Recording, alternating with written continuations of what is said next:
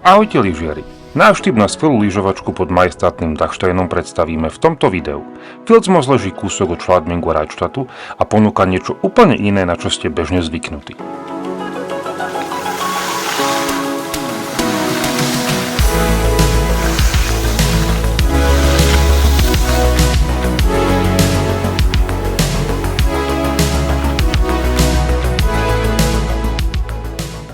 Malebné mestečko spája dve časti strediska, ktoré sa rozprestierajú na svahoch protiľahlých kopcov.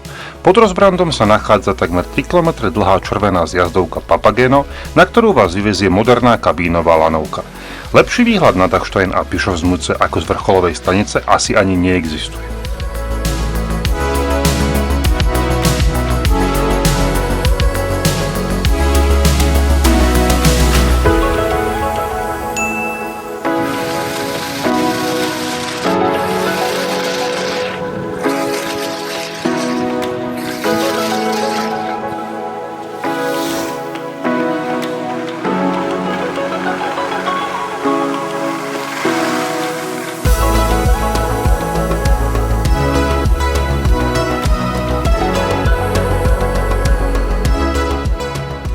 Na opačnej strane zaliatej celý deň slnkom nájdete dve sedačkové lanovky s červenými a modrými zjazdovkami.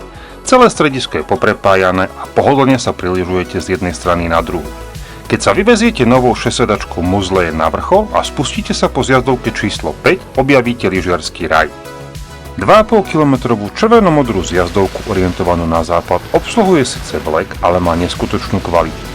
Lyžujete tu s minimum ľudí a lyžovačku si tu môžete vychutnávať na skvelom snehu celý deň.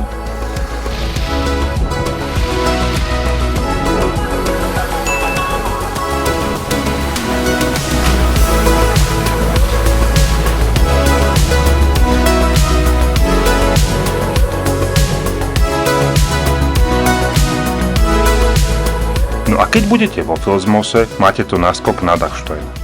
Ako na jednom z mála miest v Alpách sa na tento majestátny ľadovec môžete vyviesť na lanovke.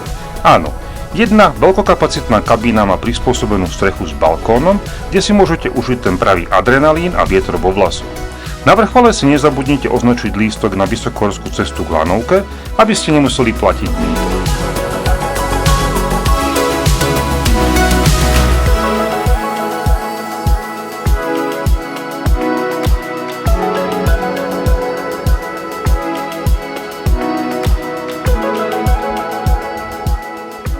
Región Schladming, Dachstein a okolie Reichstadtu sú naša srdcovka.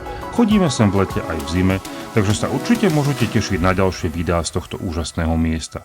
Ak vás videá zaujímajú, aktivujte si odber a neprídete o žiadne ďalšie. Ahojte a vidíme sa na bicykli alebo na lyžiach.